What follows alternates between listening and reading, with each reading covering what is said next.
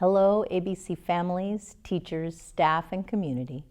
I'm Dr. Gina Zietlow, Superintendent of the ABC Unified School District. As you know, our Board of Education created a committee to look into how we deal with declining enrollment, which is impacting our schools now and is projected to continue to do so over the next few years. I want to check in with you all and give you an update on the purpose of the committee and their process to make sure you have clear information about all that is going on around this issue.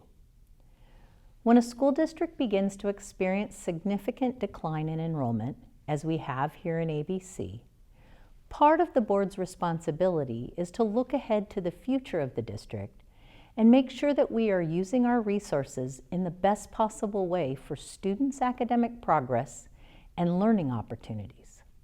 A school board does this by establishing an ad hoc committee of community members, staff members, and a student to consider the use of schools as it relates to the number of students we serve as a district. The board established the ad hoc committee in May of 2022, and the committee began meeting in May of 2023.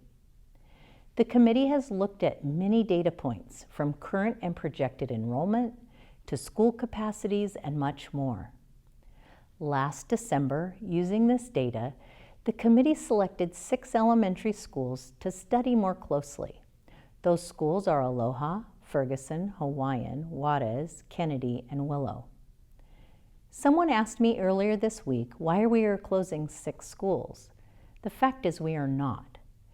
While I don't know what the committee will recommend to the board, I do know that we cannot close 6 schools and do all we need for our current students enrolled here in ABC. It's also important to know why we are looking at this issue. When I say declining enrollment, you may just think it's about numbers and funding, but it's much more than that. If a school has too few students, it leads to combination classes in multiple grade levels, where teachers at a site are teaching 2 grades at once. This is something we try really hard not to do, and in the last few years, we haven't had to do many because we've had one-time federal funding due to the pandemic. But those funds are going away. Combination classes are not the best thing for students, and it's not easy for teachers either. Smaller schools can also have not enough students to fully run a band or the clubs that students love. Also, less staff means less collaboration between teachers, which impacts classroom innovation and learning opportunities for students. I know many of you want to know what will happen to a school if it is closed. And there is a completely different process that we will go through as a district if a decision is made to close a site.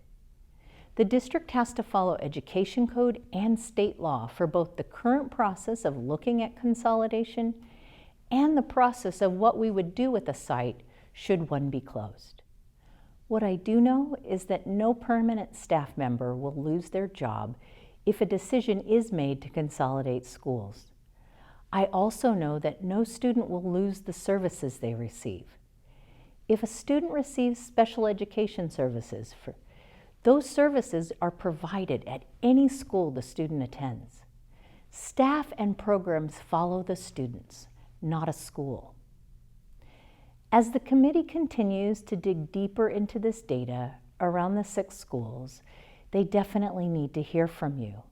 And that's why they're holding town hall meetings to give you a chance to share information about your school and your concerns. Your voice is an important part of the process. And if you didn't attend the first town hall meeting, I hope that you attend the one coming Thursday in Hawaiian Gardens. Finally, if you want the details of what the committee has been doing, all of that information is posted on the district website. In addition, there will be a QR code posted at the end of this video for you to be able to easily access that website information. Thank you.